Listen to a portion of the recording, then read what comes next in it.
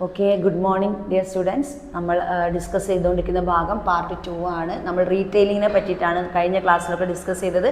ഇനി നമ്മൾ factors in growth in organised Indian retail market. Okay, Indian retail മാർക്കറ്റിൻ്റെ എന്തൊക്കെ ഫാക്ടേഴ്സ്, എന്തൊക്കെ ഘടകങ്ങളാണ് റിലേറ്റഡ് ആയത്. ഒന്ന്, എക്കണോമിക് ഗ്രോത്ത് വേണം, changing consumer taste and preference നോക്കണം, അർബണൈസേഷൻ നോക്കണം, ഡിസ്പോസിബിൾ ഇൻകം നോക്കണം.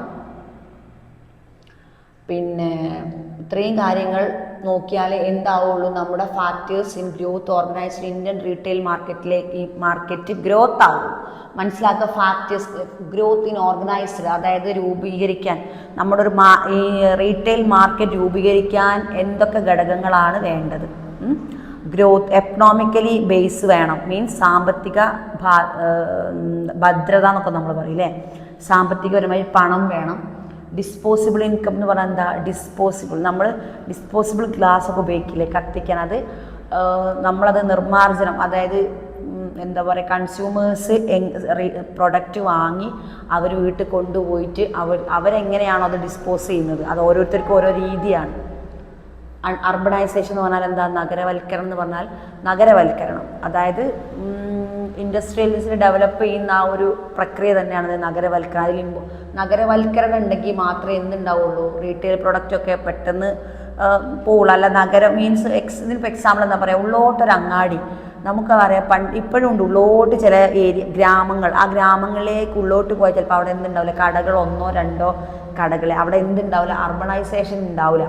മീൻസ് ഉണ്ടാവില്ല എന്നല്ല, 1-2 പീഡ് ഉണ്ടെങ്കിൽ എല്ലാവരും അങ്ങോ, അപ്പോൾ അവിടെ ഒന്നും ഇതില്ല, ഒരു കുറേ കടകളും ഷോപ്പും മാർക്കറ്റ്സൊക്കെ ഉണ്ടാകുന്ന വലിയ ടൗൺഷിപ്പിലേക്ക് പോകുന്നതിനാണ് എന്തെന്ന് പറയാം, അർബണൈസേഷൻ എന്ന് പറയാം. ആ ഏരിയ ഇല്ലെങ്കിൽ, അങ്ങനെ അർബണൈസേഷൻ ഇല്ലെങ്കിൽ അവിടെ എന്തിൻ്റെ ഗ്രോത്ത് ഉണ്ടാവത്തില്ല, റീറ്റെയിൽ പ്രൊഡക്റ്റ് വിൽക്കാൻ കഴിയില്ല. റീറ്റെയിൽ എന്ന് പറഞ്ഞാൽ ഏറ്റവും ചെറുകിട താഴേക്കിടയിലുള്ള കൺസ്യൂമർ നേരിട്ട് വാങ്ങുന്ന പ്രോസസ്സാണ് നമ്മൾ പറഞ്ഞു. അപ്പോൾ കൺസ്യൂമർ നേരിട്ട് വാങ്ങണമെങ്കിൽ എന്ത് വേണം? കുഞ്ഞു നമ്മൾ പറയും ഷോപ്പുകൾ വേണം, മേടിക്കാൻ പോകണമെങ്കിൽ ഷോപ്പുകൾ വേണം. അപ്പോൾ ഒരു ഉള്ളോട്ടുള്ള ഈ ഒരു റൂറൽ ഏരിയ അല്ലെ, ഗ്രാമത്തിൻ്റെ റൂറൽ ഏരിയയിലേക്കൊക്കെ ഒരു ഷോപ്പും ആ പണ്ടത്തെ ഷോപ്പുകൾ ഒന്നൊക്കെ ഉണ്ടാവും, എങ്കിൽ അവിടെ എന്തില്ല, അർബണൈസേഷൻ കുറവാണ്. അതെന്താണ്, എന്തിന് ഗ്രോത്തിനെ ബാധിക്കും? നമ്മുടെ റീറ്റെയിൽ മാർക്കറ്റിൻ്റെ ഗ്രോത്തിനെ ബാധിക്കുന്നു. Next, changing consumer taste and preference. ഒരു പ്രൊഡക്റ്റ് വാങ്ങുന്നത് എന്തിനാന്ന് ആർക്കാണ് അറിയേണ്ടത്? കൺസ്യൂമറിനാണ്, ഉപഭോക്താവാണ് തീരുമാനിക്കേണ്ടത്. ഞാൻ എന്ത് വാങ്ങും, എങ്ങനെ വാങ്ങും, ഇതെങ്ങനെ ഡിസ്പോസ് ചെയ്യും, എന്ത് ചെയ്യുന്നൊക്കെ തീരുമാനിക്കുന്നത് ആരാണ്? മെയിൻ പ്രിഫറൻസും ചേഞ്ചിങ് ഒക്കെ ആരുതാണ്? നമ്മുടെ ഉപഭോക്താവിൻ്റെതാണ്. ഓക്കെ, നെക്സ്റ്റ് വേറൊരു പോയിന്റ് മിസ് പറഞ്ഞിരുന്നു, various sectors in retailing. Sectors, ഇതെന്താണ്? ഫാക്ടേഴ്സ്, ഇത് ഫാക്ടേഴ്സ്, മറ്റത് സെക്ടേഴ്സ്. സെക്ടേഴ്സ് CT കേട്ടോ. സെക്ടേഴ്സ് എന്ന് പറയുമ്പോൾ എന്താണ്? ഭാഗം, സെക്ഷനുകൾ. എന്തൊക്കെ സെക്ഷനുകൾ? നേരത്തെ food, consumer durables and lecturing and furniture, fashion, accessories, book, music, television, then അങ്ങനത്തെ സാധനങ്ങളെല്ലാം എന്താണ്? അതിൻ്റെ സെക്ഷൻസ് ആണെന്നാണ് പറയുന്നത്. Importance of retailing, contributing GDP, അതായത് ഇമ്പോർട്ടൻസ് ഓഫ് റീറ്റെയിലിൻ്റെ പ്രാധാന്യം എന്താണെന്ന ക്വസ്റ്റ്യൻ എന്താണ് എക്സാമിൽ വരും. അതിലാണ് GDP ആണ് ശ്രദ്ധിക്കുക, ഗ്രോസ് ഡൊമസ്റ്റിക് പ്രോഡക്റ്റ്, ആഭ്യന്തര ഉൽപ്പന്നം അല്ലെ, മൊത്തം ആഭ്യന്തര ഉൽപ്പന്നം. ഗ്രോസ് ഡൊമസ്റ്റിക് എന്ന് പറഞ്ഞാൽ ആഭ്യന്തര പ്രൊഡക്റ്റിലെ ഉൽപ്പന്നം. എന്താണ്? Retail industry makes about 10% contribution to GDP, gross domestic product. Retail industry boost the Indian economy by facilitating manufacturing the marketing activities അല്ലേ. നമുക്കറിയാം, മാനുഫാക്ചർ ചെയ്യാനും ഡിസ്ട്രിബ്യൂട്ട് ചെയ്യാനും മാർക്കറ്റിംഗ് ചെയ്യാനും ഈ ആക്ടിവിറ്റീസ് ഒക്കെ ഉൾപ്പെട്ടതാണ് നമ്മുടെ Indian industry. And then marketing activities as well as providing employment opportunity large number of people. കണ്ടോ, ഇവിടെയാണ് നമ്മളെ മെയിൻ പോയിന്റ്. ഈ ഒരു വേർഡ് മിസ് ഈ സെൻറ്റൻസ് ഒന്ന് ശ്രദ്ധിച്ച് നോക്കിയേ മിസ് വായിക്കുമ്പോൾ ശ്രദ്ധിക്കുക. Providing employment opportunity to the large human people. Providing എന്താണ്? എംപ്ലോയ്മെൻറ്റ് ഓപ്പർച്യൂണിറ്റി, നമ്മുടെ തൊഴിലവസരങ്ങൾ സൃഷ്ടിച്ചു കൊടുക്കുന്നുണ്ട് എന്ത്? റീറ്റെയിൽ ഈ ഒരു section. Okay, next employment opportunity എന്ന് വേറെ തന്നെ പോയിന്റ് കൊടുത്തിട്ടുണ്ട്. Employment opportunity, retail industry provides huge. Okay, sorry, huge ആണ്, ഹോം അല്ല. Retail industry provides huge employment opportunity in India. There are 20 largest employment provider. Every year there is a huge number of fresher who who pass out from school or university to seek employment. The retail industry therefore provides good opportunity for the employment. തൊഴിലില്ലായ്മ, അതായത് കോടിക്കണക്കിന് ആയിരക്കണക്കിന് എന്താ പറയുക ആളുകൾ യൂണിവേഴ്സിറ്റിയിൽ നിന്ന് പഠിച്ചിറങ്ങുമ്പോൾ അവർക്ക് തൊഴിൽ സൊസൈറ്റിയിൽ നൽകുന്നതിൽ പ്രധാനപ്പെട്ട പങ്ക് വഹിക്കുന്ന ഒരു സെക്ഷനാണ് retail section. Next, mobilising finance. Small retail setup requires in investment അല്ലേ. നമുക്ക് സ്മോൾ ആയിട്ട് റീറ്റെയിൽ ആയിട്ട് എന്തേ ചെയ്യണമെങ്കിൽ എന്ത് വേണം? ഇൻവെസ്റ്റ്മെന്റ് എന്ന് പറഞ്ഞാൽ എന്താ? നിക്ഷേപം നമുക്ക് വേണം. And with a limited financial asset one can easily set up retail business. Therefore mobilising of finance of quite easy to retail.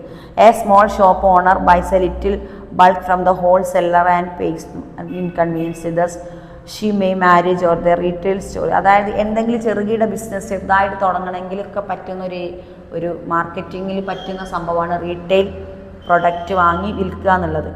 Customer convenience, നമ്മൾ കസ്റ്റമറെ വിശ്വസിപ്പിക്കുക എന്നുള്ളത് ഒരു ഘടകം തന്നെയാണ് അല്ലേ. കസ്റ്റമർ അത് വാങ്ങിക്കൊണ്ട് യൂസ് ചെയ്യുക, എന്നിട്ട് അത് അവരവരുടെ ഇഷ്ടപ്രകാരം ഡിസ്പോസ് ചെയ്യുക എന്നുള്ളത് ഭയങ്കരമായൊരു ഘടകം തന്നെയാണ്. അതിൽ പറയുന്നത് ഇനി റീറ്റെയിൽ സ്റ്റോർ, എക്സാമ്പിൾ പറയുന്നത് ഒരു ചെറുകിട അല്ലെങ്കിൽ ഒരു റീറ്റെയിൽ ആയിട്ട് വിൽക്കുന്ന ഒരു ഷോപ്പിൽ customer gets large number of items under the roof. കുറേ സംഭവങ്ങൾ വാങ്ങി.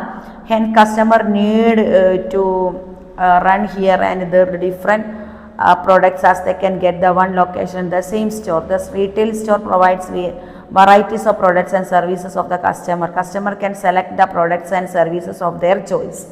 ഇത്രയേ ഉള്ളൂ. ഇത്രയും വായിച്ചതിൽ ഇത്രയും കുറേ സെൻറ്റൻസ് കൊടുത്തതിൽ നിന്ന് അതെല്ലാം കൺക്ലൂഡ് ചെയ്യുന്ന ഒറ്റ സെൻറ്റൻസിന് ഏതാ? The retail store provides varieties of products and services for the customer. പലതരം വെറൈറ്റീസ് പ്രൊഡക്ട്സും ആർക്ക് കൊടുക്കുന്നു? കസ്റ്റമേഴ്സിന് കൊടുക്കുന്നു. Customers can select the products of services of their choice easily. കസ്റ്റമറാണ് അവരുടെ പ്രൊഡക്റ്റ് എന്ത് ചെയ്യുന്നത്? വാങ്ങുന്നതും product serve their choice and easily അവർക്ക് സിമ്പിളായിട്ട് ചോയ്സ് ചെയ്തെടുക്കുന്നത് കൺസ്യൂമറാണ്.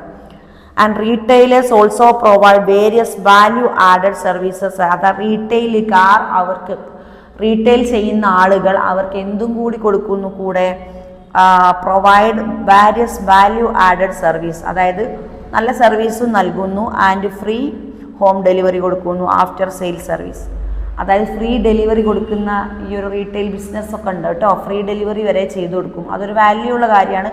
ഫ്രീ ഡെലിവറി എന്ന ക്യാഷ് ഇല്ലാതെ വീട്ടിൽ സാധനം എത്തിച്ചു കൊടുക്കുന്ന റീറ്റെയിൽ ബിസിനസ്സുകാരും നമ്മുടെ നാട്ടിലുണ്ട്. ആൻഡ് നെക്സ്റ്റ് എന്താ? bridges and gap between consumer and manufacturer. മാനുഫാക്ചറും കൺസ്യൂമറും തമ്മിലുള്ള ബന്ധം എന്താണ്?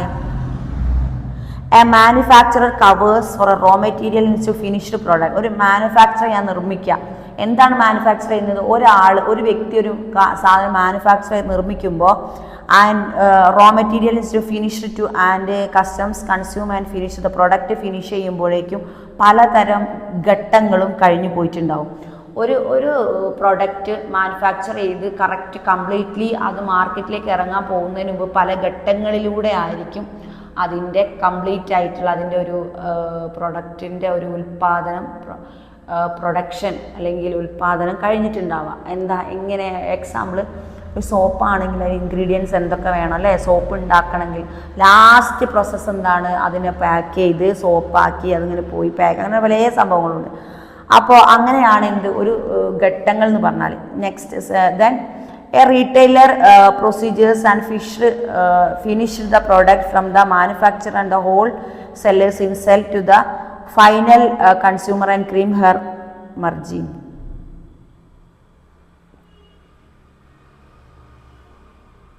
Okay. Next, small retail setup requires less investment, limited financial asset who can easily set up the retail business, and therefore mobilizing of finance are quite easy to retail. A small shop owner buys a little phone, അതൊക്കെ നമ്മൾ വായിച്ചു. And bridges and gap between, അതായത് നമ്മൾ കൺസ്യൂമറും retail ചെയ്യുന്ന ആളും കൺസ്യൂമറും തമ്മിൽ അന്തരം പാടില്ല. നമ്മൾ എന്ത് ചെയ്യണം? ഫ്രീ സർവീസ് ആണെങ്കിലും ഫ്രീ ഡെലിവറി ഒക്കെ ആണെങ്കിലും അതിനൊരു മൂല്യം കൽപ്പിക്കേണ്ടതുണ്ട്. Okay. Provide the feedback of the manufacturer, അതായത് മാനുഫാക്ചറർ ഫീഡ്ബാക്ക് എന്താണ്? A retailer is a direct contact with the consumers. അതാണ് ഇതിൽ മെയിൻ പോയിന്റ്. നിങ്ങൾ ശ്രദ്ധിക്കേണ്ട എപ്പോഴും ഈ ഒരു എക്സാമിന് നിങ്ങൾ എഴുതേണ്ട ഒരു കാര്യം എന്താണെന്ന് വെച്ചാൽ a retailer is in a direct contact with the consumer. റീറ്റെയിലറും ഉപഭോക്താവും നേരിട്ടാണ് എന്ത് നടക്കുന്നത്, ഡീല് നടക്കുന്നത് അല്ലേ, വിൽപ്പന നടക്കുന്നത് നേരിട്ട്. അതിൻ്റെ നടുവിലൊരു മീഡിയേറ്റർ ഇല്ല. നേരത്തെ മിസ് പറഞ്ഞൊരു എക്സാമ്പിളേ, അവർ കടകളിൽ പച്ചക്കറി വെജിറ്റബിൾ വാങ്ങാൻ വരുന്ന ഒരു ഉപഭോക്താവ് വെജിറ്റബിൾ വാങ്ങി നേരെ വീട്ടിൽ ചെന്ന് അത് ഉണ്ടാക്കി കഴിക്കുക ചെയ്യുന്നത്. അതിന് മീഡിയേറ്ററായിട്ട് ആരുമില്ല. And the feedback about the product to the retailers. The retailers share this feedback with the manufacturer. This sharing the feedback help the manufacturer improve to develop the product further. Okay, for example, a customer buys white formal shirt and the shirt loses its shine in its very first wash. ആ ഒരു shirt വാങ്ങി ആ first വാഷിൽ തന്നെ എന്തായി, എന്തെങ്കിലും തകരാറ് വന്നു. The customer reaches the retailer for the exchange. അങ്ങനെ തകരാറ് വന്നപ്പോൾ അയാൾ എന്ത് ചെയ്തു, ഇതൊന്ന് മാറ്റി തരുമെന്ന് വെച്ച് റീറ്റെയിൽ ഷോപ്പിൽ കൊണ്ട് കൊടുത്തു. The reason of the exchange is manufacturing defect. അതെന്താണ്, മാനുഫാക്ചറിങ് ഡിഫക്റ്റ് ആണ്. അത് ഉണ്ടാക്കിയതിൽ തകരാറാണ്, അല്ലാതെ വിറ്റ റീറ്റെയിലറിലുള്ള തകരാറല്ല. Retailer shares his feedback to the manufacturer who is turn uses this constant feedback to improve the quality of the shirt. അപ്പോൾ എന്ത് ചെയ്തു ഇയാൾ, retailer share this feedback to the manufacturer. Manufacture എന്നല്ല, manufacturer, അത് ഉൽപ്പാദിപ്പിക്കുന്ന ആളില്ലേ, അയാളോട് ഒരു കൺസ്യൂമർ, ഒരു ഉപഭോക്താവ് ഇത് വാങ്ങിക്കൊണ്ടുപോയി തിരിച്ച് അവരിങ്ങോട്ട് തന്നെ കൊണ്ടു തന്നിട്ടുണ്ട്. അത് എന്തോ നിങ്ങളെ മാനുഫാക്ചർ ഡിഫക്റ്റ് എന്തോ തെറ്റ് സംഭവിച്ചിട്ടുണ്ട് എന്ന് പറഞ്ഞിട്ട് മാനുഫാക്ചററോട് പറയുന്നത് ആരാണ്, റീറ്റെയിലറാണ്. അപ്പോൾ എന്ത് ചെയ്യും, അപ്പോൾ improve the quality of shirt. നേരത്തെ എക്സാമ്പിൾ ഷർട്ട്, അപ്പോൾ എന്തിൻ്റെ ക്വാളിറ്റി ഇമ്പ്രൂവ് ചെയ്യാൻ നോക്കും, അത് വാങ്ങിയ ഷർട്ടിൻ്റെ ക്വാളിറ്റി ഇമ്പ്രൂവ് ചെയ്യാൻ നോക്കും. ആൻഡ് കോൺട്രിബ്യൂട്ടിങ് ദ എൻവയോൺമെൻറ്റ്, അതായത് എൻവയോൺമെൻറ്റ് പരിസ്ഥിതി, നമ്മുടെ സറൗണ്ടിങ്സ് ചുറ്റുപാടും പരിസ്ഥിതിയും ആയിട്ട് എന്താ ബന്ധം. Retailers take many green initiatives to protect the environment. For example, retailers promote paper carry bag instead of systematic carry bag to charging a small amount. അതായത് എൻവയോൺമെൻറ്റിൽ, അതായത് പ്ലാസ്റ്റിക് മാലിന്യങ്ങൾ നമ്മുടെ എൻവയോൺമെൻറ്റിൽ എഫക്റ്റ് ചെയ്യുക, നെഗറ്റീവായിട്ട് വരാത്ത വിധം എന്ത് ഇവർ കൊടുക്കുന്ന റീറ്റെയിലേഴ്സ് പ്രൊമോട്ട് പേപ്പർ ബാഗാണ് ഇവർ പ്രൊമോട്ട് ചെയ്യുന്നത്. പേപ്പർ ബാഗിലാണ് ഇവർ സാധനങ്ങൾ ഉപഭോക്താവിന് കൊടുക്കുന്നത്. ഓക്കെ, അത് എൻവയോൺമെൻറ്റലിനെ സേവ് ആക്കാൻ വേണ്ടിയിട്ട് ചെയ്യുന്നതാണ്. അപ്പോൾ contributing to the environment, retailers take many green initiatives to protect the environment. For example, retailer promoting paper carry bags inside the carry bags by charging a small amount. അവർ charge ചെയ്യുന്നത് എന്താണ്, small amount മാത്രമേ charge ചെയ്യുന്നുള്ളൂ. അതും എന്താണ്. Then contributing the society. Environment എവിടെയാണുള്ളത്, society environment ഒക്കെ ഏകദേശം ഒന്ന് തന്നെയാണ്. നമ്മുടെ സറൗണ്ടിങ്സും കാര്യങ്ങളൊക്കെ എൻവയോൺമെൻറ്റ് തന്നെയാണ്. അപ്പോൾ എൻവയോൺമെൻറ്റിലേക്ക് കൊണ്ടുപോകാന്നാണ്, എങ്ങോട്ട് കൊണ്ടുപോകാന്ന, പരിസ്ഥിതിയിലേക്ക് കൊണ്ടുപോകാന്നല്ല ഉദ്ദേശിക്കുന്നത്, വീട്ടിലേക്കാണ് കൊണ്ടുപോകുന്നത്. നേരിട്ടുള്ള ഡീലിംഗ് ആണ്. ആ റീറ്റെയിലറും കൺസ്യൂമർ നേരിട്ടുള്ള പ്രോസസ്സിനെയാണ് നമ്മൾ എന്തെന്ന് പറയുന്നത്, നമ്മൾ റീറ്റെയിലിംഗ് എന്ന് പറയുന്നത്. അതുതന്നെ എങ്ങോട്ടാണ് കോൺട്രിബ്യൂട്ടിങ് ദ സൊസൈറ്റി, സൊസൈറ്റിയിൽ എങ്ങനെയാണ് ബാധിക്കുന്നത്. Main corporates undertake the initiative called CSR activity, corporate social responsibility. Next നമ്മൾ പഠിക്കാനുള്ള ഒരു ഭാഗം കോർപ്പറേറ്റീവ് സോഷ്യൽ റെസ്പോൺസിബിലിറ്റി. അത് ക്യാപിറ്റൽ ലെറ്ററിൽ CSR. വാട്ട് ഈസ് CSR എന്ന് ചിലപ്പോൾ നെക്സ്റ്റ് എക്സാമിന് നിങ്ങൾ ശ്രദ്ധിക്കും.